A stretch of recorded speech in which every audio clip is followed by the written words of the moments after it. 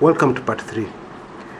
Now, those familiar to this channel will know that my late dad was in the police force. He was a senior police officer.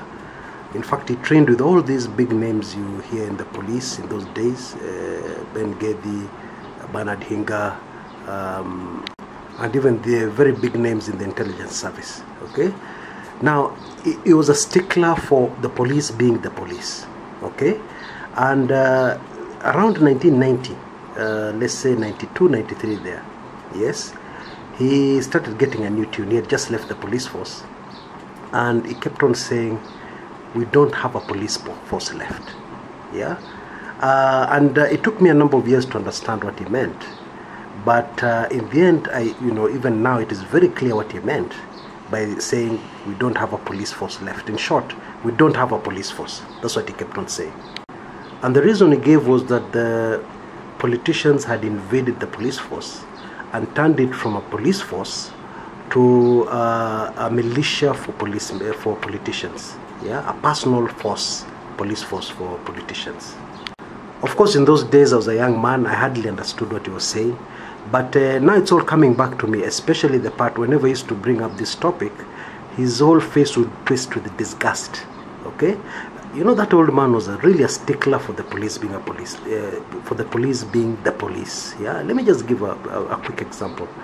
He had a younger brother who was a headmaster in a certain secondary school, and some money disappeared in that secondary school. That headmaster was arrested, and he was convicted.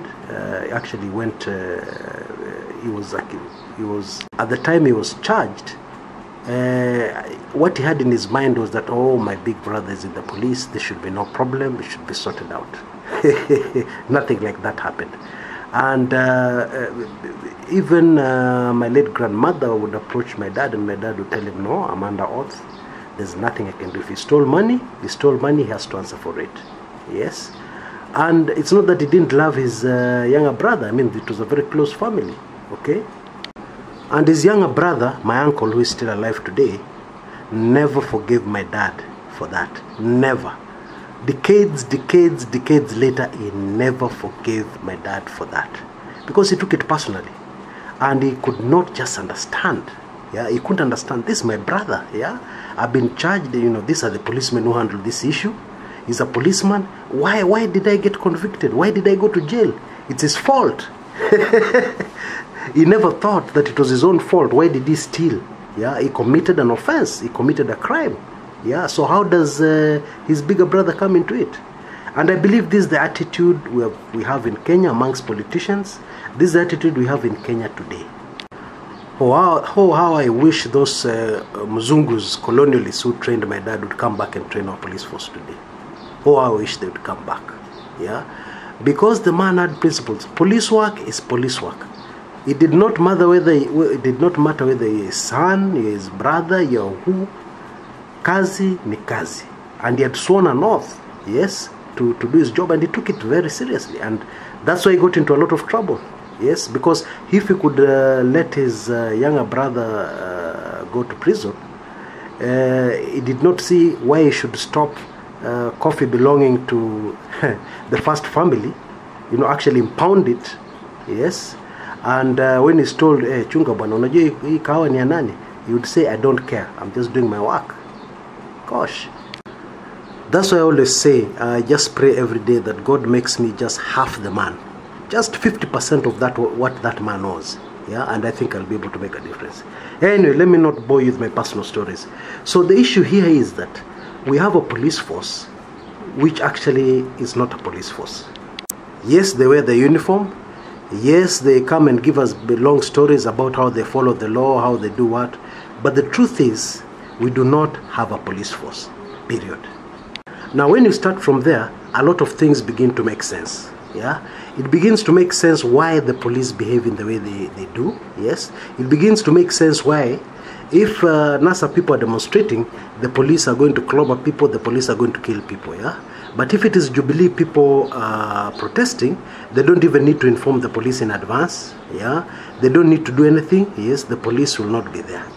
They can do what they want. The police will not even come to check what's happening. Yeah, and also you'll also begin to understand why Jubilee strongholds are never hotspots. Yeah, even well-known hotspots of the past can never be included in the police hotspot list today.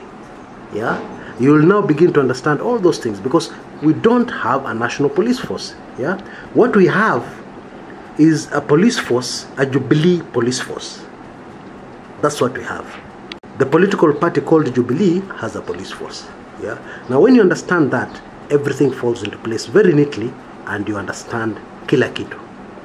Now, the other very important point we all need to bear in mind is that when we hear the IG, like in the NTV interview, you hear the IG saying, "Oh, we're investigating the killing of Baby Pendo, the way the police behaved in Kisumu, Mathare, we're investigating." All that is rubbish, and I'll tell you why. Unless the IG means he's investigating himself, then it is rubbish. Why? Because there's a very simple thing you must understand about the police. No policeman is going to do anything without an order. Okay? A policeman will not tie his shoelaces without an order. Actually, I'm exaggerating that a bit, but I just want to punch my point across.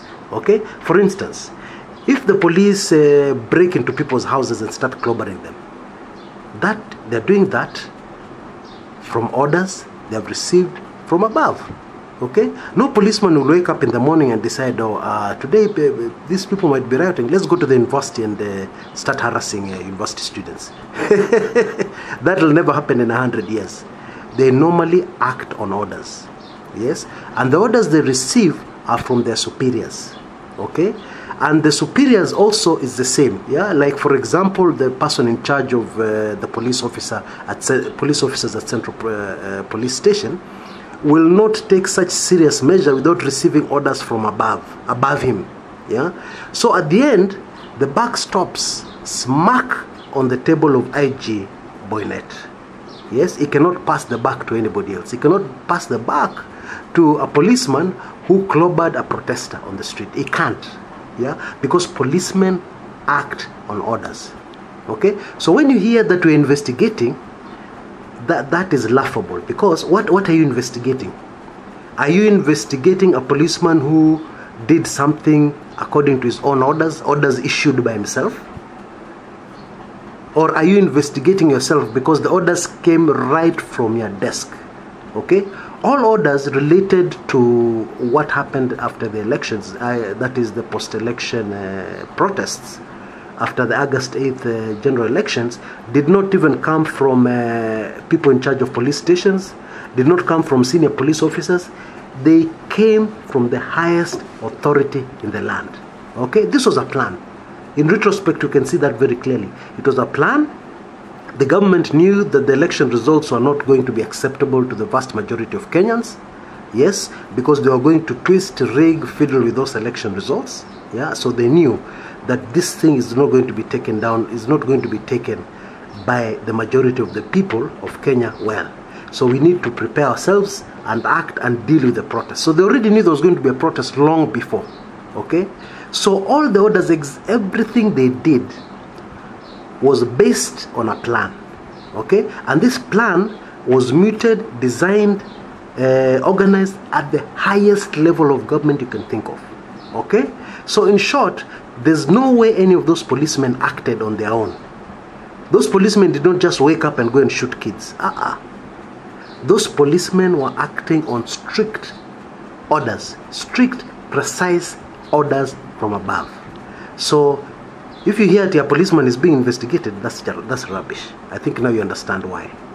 Gosh, how time passes quickly. Okay, we'll tie up this in the last, this has definitely been the last episode in this series, but there's a lot of very hot information I have to give you before I tie up this, so I'm sure you should be looking forward to it. Okay, you know the drill. Look for the link on the top left hand corner of your screen, and I'll see you there in a bit. This is Chris Kumekucha.